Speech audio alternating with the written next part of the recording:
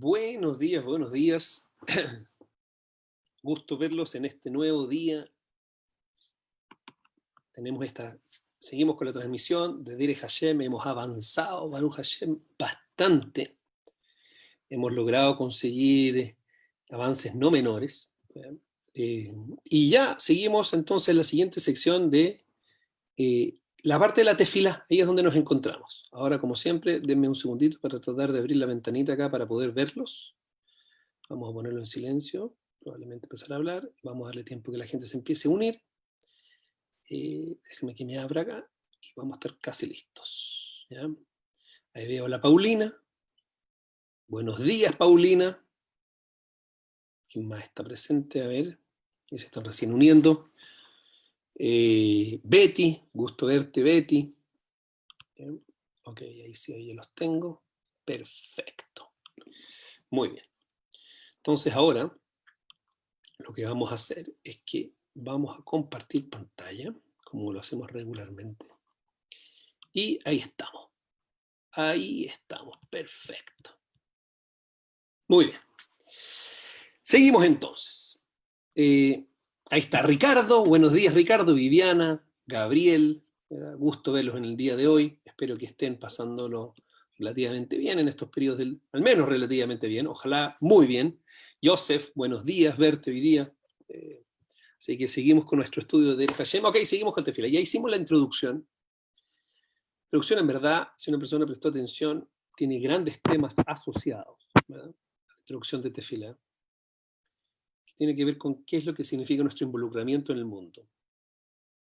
Una pregunta que una persona que trae Rapvolve que debería hacer es, se los planteo, como lo hablamos la vez pasada. Si Dios maneja el mundo, si Dios no tiene problemas económicos, si Dios quiere darnos el máximo bien, entonces, ¿por qué tenemos que hacer tantas cosas en el mundo? Porque tenemos que salir a construir el mundo. ¿Por qué no? Y ese es efectivamente como lo leímos en su minuto. El estado de las cosas original cuando Hashem creó al mundo y estaba Marishon, así dicen nuestros sabios. Los ángeles venían, decían mozo, y llegaba el superángel, Meta, etc. Y le decía, ya, carne, y le servía carne. Es decir, para hacer que el mundo no tenía ningún problema de proveer a Adama Rishon con todas sus necesidades. Post pecado de Adama Rishon surgió la obligación, por así decirlo, de Ishtadlut, de esforzarnos en este mundo. Eso nos lleva a una visión que es completamente inversa de la forma como normalmente nosotros los seres humanos pensamos que tenemos que involucrarnos en el mundo. Nosotros tendemos a pensar que nos involucramos en el mundo solamente si no nos involucramos en el mundo no conseguiríamos las cosas, y eso da la apariencia que es así, pero Hashem se preocupa regularmente de hacernos darnos cuenta que no es así. Nosotros hacemos nuestro esfuerzo, pero claramente tenemos a veces la total claridad que lo que nosotros recibimos fue independiente de nuestro esfuerzo. O hicimos un esfuerzo por un área y llegó por otras áreas, o para que pudiéramos recibir lo que recibimos, se tuvieron que dar un montón de factores súper especiales, súper coyunturales, por así decirlo, que permitieron que nosotros tengamos lo que tengamos, es decir, para mostrarnos que nuestro esfuerzo no es la razón por la cual recibimos nuestras cosas. Entonces, ¿para qué nos tenemos que esforzar? Nos tenemos que esforzar porque nos dice Hashem, porque a través de la acción se van a involucrar en el mundo de forma tal que van a lograr claridades que se mantienen solamente en lo teórico. Sino de otra forma. Entonces, por eso es que Abraham es probado. ¿Cómo entendís tú que Abraham, Hashem le dijo, ya, sacrifica a tu hijo hasta el último instante, y está a punto de hacerlo, y lo llevó, y caminó, todas las cuestiones, etcétera, todo el proceso que tuvo que pasar interno, y al final sí lo hizo, y cuando estuvo a punto de hacerlo, ahí lo paró, el último segundo. ¿Por qué? Porque una cosa es cuando las cosas quedan en el área de lo teórico, y la otra cosa es cuando lo llevamos al área de la práctica. Entonces, la idea por la cual nos involucramos en este mundo no es porque con lo que vamos a hacer el mundo vamos a corregir el mundo, nos vamos a corregir, la visión debería ser nos vamos a corregir a nosotros mismos a través de nuestro involucramiento en el mundo. Esa es la idea. Entonces, si eso es así, hay grandes riesgos. Y el riesgo lo tenemos todos claro. El claro es que una de las principales tentaciones del ser humano, lo hemos hablado en otras oportunidades, se llama Kohi be'otzem yadi asali etahai elase. Mi fuerza y el poder de mi brazo me hizo esta riqueza. Eso es como la frase en el judaísmo que se considera la más antitética, por así decirlo, la más contradictoria con la visión de Torah, que es sentir que uno es poderoso y que uno controla el mundo y que depende de uno y que nuestro esfuerzo, y etcétera, etcétera, la ilusión de control del mundo, que Hashem una y otra vez, y sobre todo, por ejemplo, ahora lo estamos viviendo en carne propia con el coronavirus, estamos sujetos a situaciones que no podemos controlar verdaderamente. Podemos tomar algunas medidas preventivas, pero no podemos controlar verdaderamente. Justamente para decirte, no, que no te des la sensación de que tú controlas el mundo. Pero me involucro en el mundo y fácilmente mis ojos de carne me hacen ver que es mi involucramiento en el mundo lo que me produce mi riqueza, lo que me produce la protección, lo que me produce un montón de cosas, etc. Entonces, esa es la razón por la cual la gente dice, escúchame, si no haces tefilá antes de involucrarte en el mundo te va a comer. Ramón Weinberg, Zichrono Libraja, decía una frase muy importante, en mi opinión, que decía, ¿cómo hace una persona para no caer en insanity? Insanity en inglés funciona mucho mejor que en castellano, creo yo.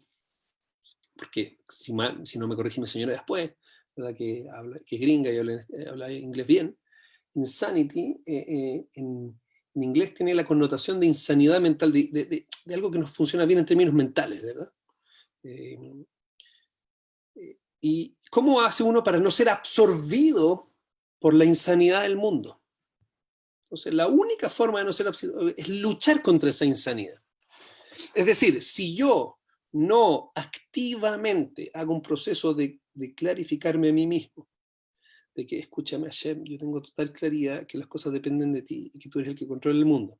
Está bien, me voy a meter, voy a hacer llamadas por negocio, voy a ir a la reunión en el banco, voy a llamar a mis proveedores, voy a llamar acá, voy a llamar a Chad, todo eso, todas las cosas que tengo que hacer perfectamente.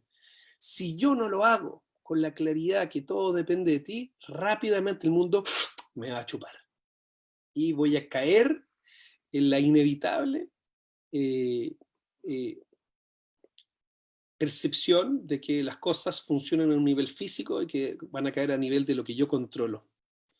Y ese es lo que explicó el Ramjal en los primeros dos seifim, primeros dos incisos pequeños, Aleph y Bet, 1 y 2, la obligación y la necesidad de hacer tefilá antes de salir de nuestra ocupación para mantenernos protegidos y claros sobre por qué nos involucramos en el mundo. Buenos días, Isahar, David, Sandra, buenos días a todos, ¿verdad? No dejen de mandarme sus saludos para saber que están ahí presentes, porque como le he dicho muchas veces, hablarle a la pantalla tiene su grado de complejidad. Ok. Seguimos entonces. Buenos días, Geraldine. Laila Tov. Poker Tov. O a menos que estés en Israel. ¿Te fuiste de Israel? Ahí tienes 6 horas de diferencia. No sé. Ok. Entonces dice, Inyana Kribabe Tefilá Begimel Pesiot Besof. ¿Cuál es este tema? Si una persona se fija para hacer la tefilá, damos 3 pasos hacia adelante y después 3 pasos hacia atrás. Vejine, Hayame Hasdo, Yitborach Latet le Adam Makom Sheyiskarev Lo Yitborach Afalpi Shekefi Matzabo Ativi Nimtzar Rachok Minaot. Dice, una de las bondades que hizo Hashem fue darle espacio al hombre para que se acerque a Dios, a pesar de que por nuestra situación natural nos encontramos lejos de su luz y estamos hundidos en este mundo. Es decir, que nos dio el permiso para que nos paremos frente a él.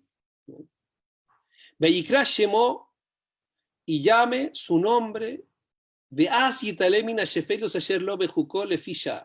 y de esa forma entonces la persona se pueda elevar de su bajeza, por lo menos por un instante, y se encuentre cercano a él y lance sobre él sus preocupaciones. Ahí está un punto central. Escúchame, involucra, haz todo lo que tienes que hacer en el mundo, llama a quien tienes que llamar, etc.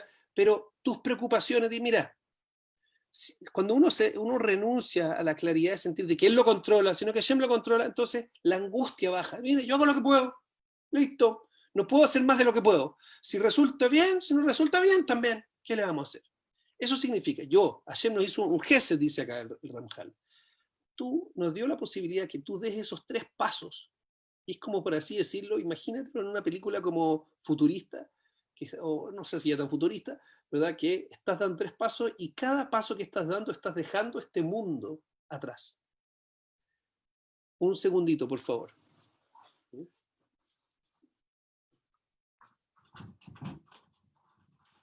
Levana, por favor, abrir el corner shop. Rápido, que está afuera.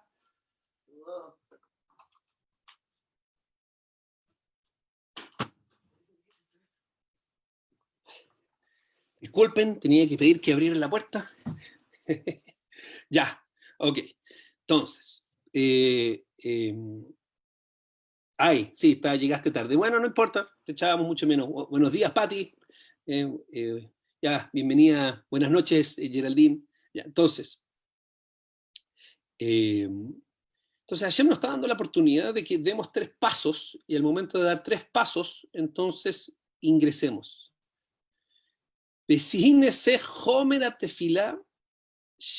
Asur leafsik ba klal mimnei heyos ba adam bekurva gedola el abisbaraj. Y esta es la razón por la cual es prohibido interrumpir de cualquier forma mientras una persona se encuentra en tefilá. ¿Por qué? Porque lo que una persona se tiene que dar cuenta, cuando estás dando esos pasos, estás como pasando el portal de este mundo.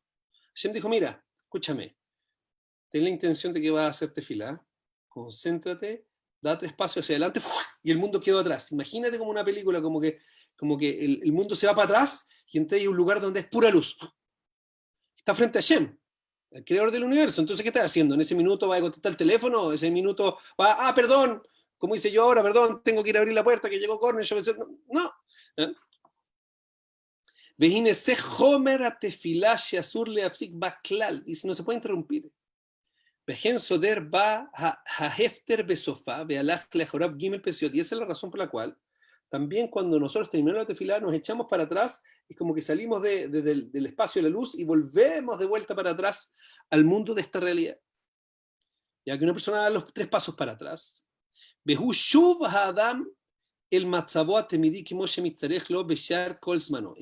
una persona que está retornando la persona a su situación normal y temporal que normalmente se encuentra. Tú te das cuenta de que la tefilá es una función que ocurre básicamente en tu interior. Si yo te veo desde afuera, una persona dio 3 pasos para adelante. Lo que debería estar pasando es que te veo desde adentro y estás viviendo en otra realidad. La pregunta, y como dice el Baal Shem Tov, una persona vive donde sus pensamientos están. Si esos son tus pensamientos, literalmente vas a estar viviendo esa realidad. Y el punto interesante es que esa realidad es real. ¿Por qué? Porque está designado como los mecanismos como Hashem creó el mundo. Y dice, mira, escúchame, de la misma forma, escúchame, ¿quién? Dile hace 200 años atrás, para hacerlo más dramático.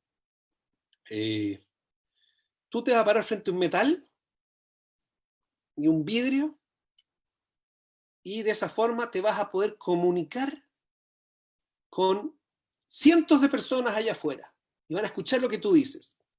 Imagínate una persona hace 500 años y decir, mira, qué fantasía más grande. Y efectivamente aquí tengo una cosa que no pesa más de, no sé, 1 kilo, ¿verdad? Y tiene una pantalla y efectivamente en este minuto estoy hablando con gente, por ejemplo, que me dice el Isahar que está en Beersheba, la Bibi Cohen que está en Nueva York, la Miriam Silverman que está en Israel, la Geraldine que está a un par de cuadras, ¿verdad? Etcétera. Efectivamente. De la misma forma, mire, yo te hizo una tecnología espiritual, que es el momento que tú das 3 pasos hacia adelante con la intención de tefilá, estás saliendo de este mundo y estás entrando a una realidad donde yo estoy literalmente frente a ti. Ojalá que te des cuenta. Tírame tus preocupaciones. ¿Ya? ¿Estás ahí angustiado con las cosas? Ahora, déjame decir una cosa. Es fácil decir todo lo que estoy diciendo y es una claridad que tenemos que tener siempre. Pero es una disciplina, es algo que nos vamos involucrando en hacer. De Omnam. הודיעו נוזל התנאים הפרטיים הצריכים להתלוות לתפילה להשלים עניינה בין מי שנוגע לקריבה זו שזכרנו בין מי שנוגע אל המשכת השפעותיו. Dice, sin embargo, nuestros sabios nos explicaron las condiciones particulares que son necesarias para que se acompañe a nuestra tefilá lo que tiene que producir. Es decir, no es cualquier cosa. Hay condiciones para tratar de lograr esto. Ya sea desde el punto de vista para lograr la cercanía, ya sea para lograr que nos lleguen las cosas de este mundo, que nos tiene que llegar. Que fi kol se shidrul lano a tefilá bevirkosea bejakakul lano kol dine virkosea. Por lo tanto, eso es todas las leyes de tefilá. ¿Ya? Por eso es que primero están las Birkot HaShahar, después está la lectura de la Torá, después están los la brajá de la Torá, después están los Korbanot, después está Psuke de Simbra, que parte con Baruch Shehamar, después viene varios salmos, vienen los 5 salmos con Ashrei, después viene Ishtabach, después viene la brajá del Kriyat Shema, después viene el Kriyat Shema, después la brajá después del Kriyat Shema, y ahí todo es una preparación para llegar al Shemone Esrei. Esas son las condiciones que han sido entregadas para nosotros para que lo hagamos. V'hine kol se shebiarnu adheina bekriyat shema betefila hu lefi inyan hamitzvot haele kifi ma shehem amnan. Od sidru lanos besidre tefila haseder raúl leashlim gan es abodas a korbanot a hasera mimeno ata.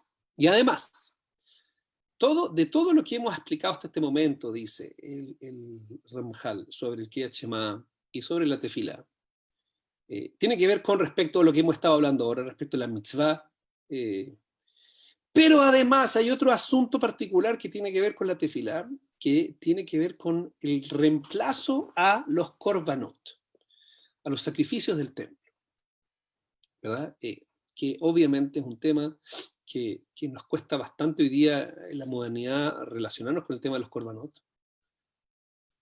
Pero es interesante ya meramente pensar que el hecho que la tefilá sea el reemplazo a los korbanot, a los sacrificios en el templo, debería empezar a entregarte un poco la luz sobre cuál es la idea de los korbanot.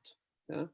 Está bien, no sé qué son los korbanot, pero sé qué significa, sé más o menos, entiendo lo que es el reemplazo, que es un proceso de comunicación, de meditación, de introspección, de llevarme mi ser a un cierto estado emocional y espiritual, etc. Y todo eso es el reemplazo de los korbanot. ¿Qué te dice sobre qué es lo que es el objeto de los korbanot? ¿Cuál es el objetivo de los korbanot? Interesante. ¿Ya? Te empieza a hablar que evidentemente los korbanot tenían que ver mucho con eso.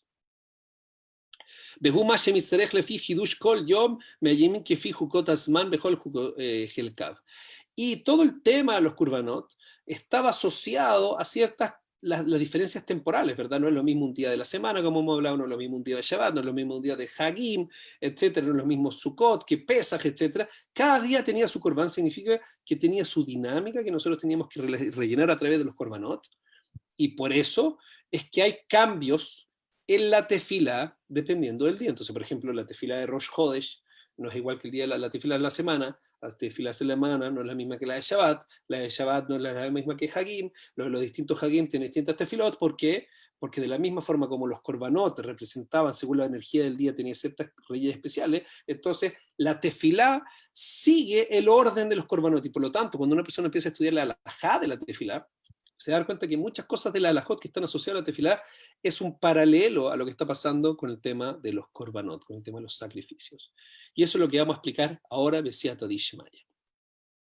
Pasamos entonces ahora, dice Helek Revi Besiria Tefilot. Vamos al capítulo 6, ya, número 1. ¿Ya? Ahora empezamos ya con el orden de la tefilá y vamos a empezar a clarificar esto. ¿Ya? Ordenó la sabiduría divina. שתהיה בלילה שליטס לכוחות הטומאה להתפשט בכל מרכבותיהם וישוטטו ענפיהם בעולם. El primer punto, que ya lo hemos mencionado un poquito anteriormente cuando hablamos sobre dormir, Hashem designó el mundo que la noche sea un momento donde hay fuerzas de Tumá. ¿Ya? Tumá, explican nuestros sabios, ¿qué es Tumá? Impureza. ¿Ya?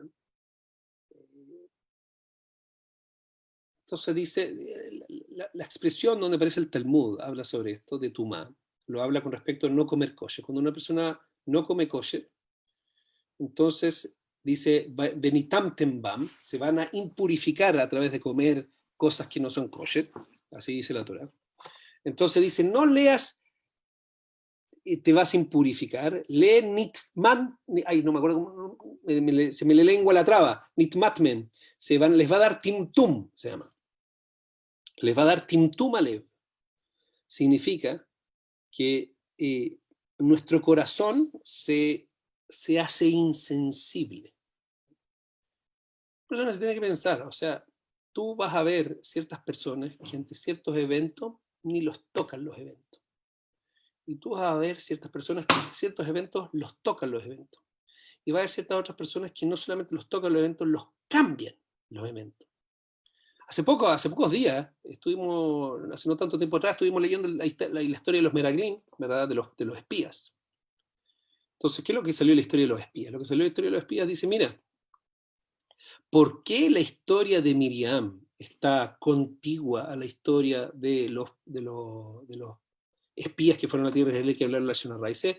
Para decirte que Reshaim, que malvaba a estas personas, que no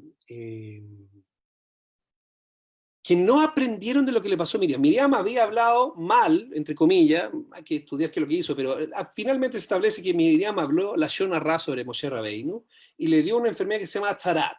Le dio una enfermedad que Hashem te hacía un jefe cuando estaba en un nivel espiritual más alto. Si tú hablabas mal de alguien, inmediatamente te daba Tzarat. Sería maravilloso, ¿no? Porque así sabría inmediatamente que hiciste algo malo. Hoy día, lamentablemente, cuando nosotros hablamos mal de las personas, pensamos que no hay problema. Entonces hablamos la Shona Ra, no hay ningún problema total. ¿Qué importa? Y habláis de Luchito Pérez, como que fue una cuestión terrible. Oye, no se puede. Pero cuando tú estabas en un nivel espiritual muy alto, y sobre todo, por ejemplo, Miriam en la era del desierto, entonces habló relativamente, comparado a nosotros, mal de Moshe, inmediatamente se cubrió de Tzarat. Tuvo que estar 7 días fuera del campamento, hasta que se curara y entró para adentro, y todo el Am Israel la esperó completamente. Imagínate, esperar 3 millones de personas, tuvieron que esperar a Miriam para darte la importancia de Miriam. Impresionante. ¿Ya? ¿Cuándo haríamos parar a 3 millones de personas por solo una persona? ¿Ya? Entonces eso fue efectivamente lo que hizo Miriam. Y acto seguido la Torá nos cuenta la historia de los Meraglim, de los espías que hablaron sobre la tierra de Israel y que hablaron la Shona Ra. Y dice nuestro sabio, lo trae Rashi mismo, dice, ¿por qué están contiguas las historias de Miriam primero y después la de los espías? Para enseñarte que estos Reshaim vieron lo que pasó con Miriam y no aprendieron. Un mensaje para todos nosotros tremendo, ¿verdad? Nosotros vemos todas las cosas, estamos expuestos a un montón de cosas, etcétera, y nosotros no aprendemos lecciones. ¿Ya? Dice, eso es tumá, es insensibilidad. Entonces la noche, por ejemplo, representa eso en términos físicos y espirituales. ¿Qué representa eso? El hecho que baje la luz en el mundo significa en un momento que tú las cosas ya no ves con claridad, quedas mucho más encerrado. Entonces es un momento de tumá.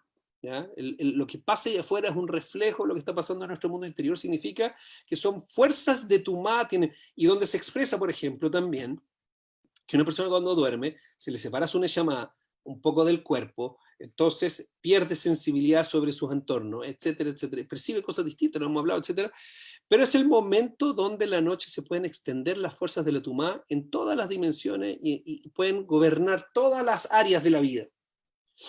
Y entonces, ¿qué es lo que quería Hashem? Que en ese momento la gente se vaya a sus casas, se acuesten en sus camas, duerman, descansen hasta la mañana. En ese momento se le quita la fuerza a estas fuerzas para que se extiendan y todas sus derivadas, y las personas vuelvan y salgan a su trabajo hasta la tarde. ¿No? Hoy día, evidentemente, estos límites se han borrado cada vez más con la luz eléctrica, etc. Pero ese era el objetivo de la noche, ¿verdad? Que la gente durante la noche descansara, las fuerzas de la tumá tienen fuerza en el mundo, después se guardan y salen las personas en la mañana.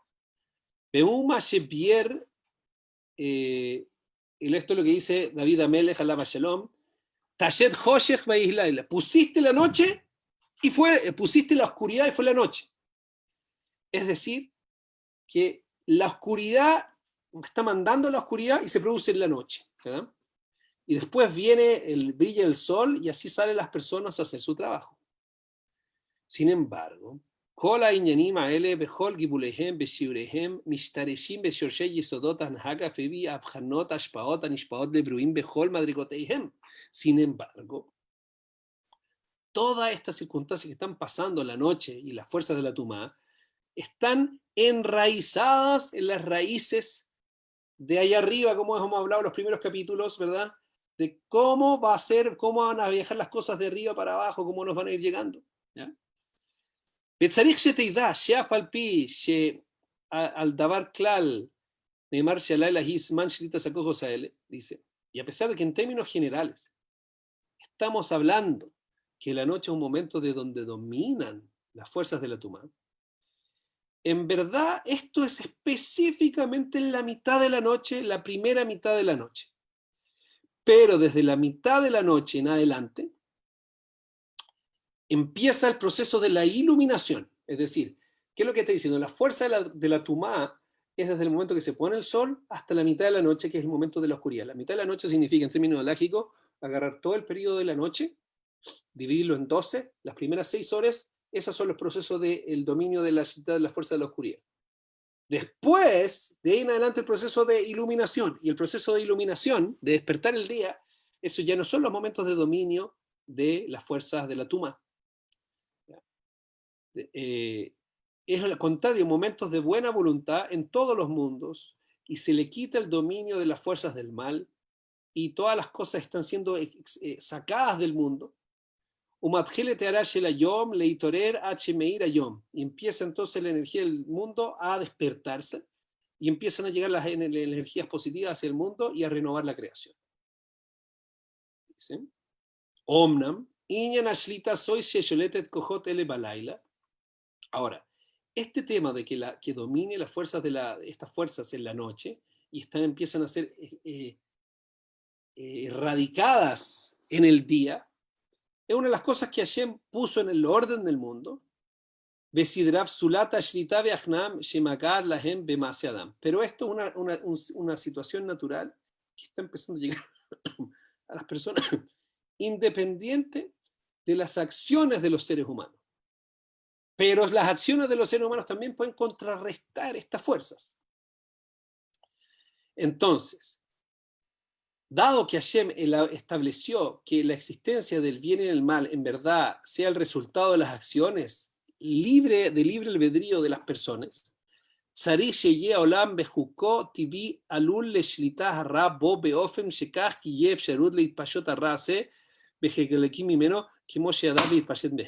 dice, entonces, era necesario que el mundo tuviera la posibilidad de ser dominado por el mal, de forma tal que se pudiera extender. O sea, no puedo tener yo libre albedrío si no le doy al mundo la posibilidad de que haya mal y que se extienda el mal.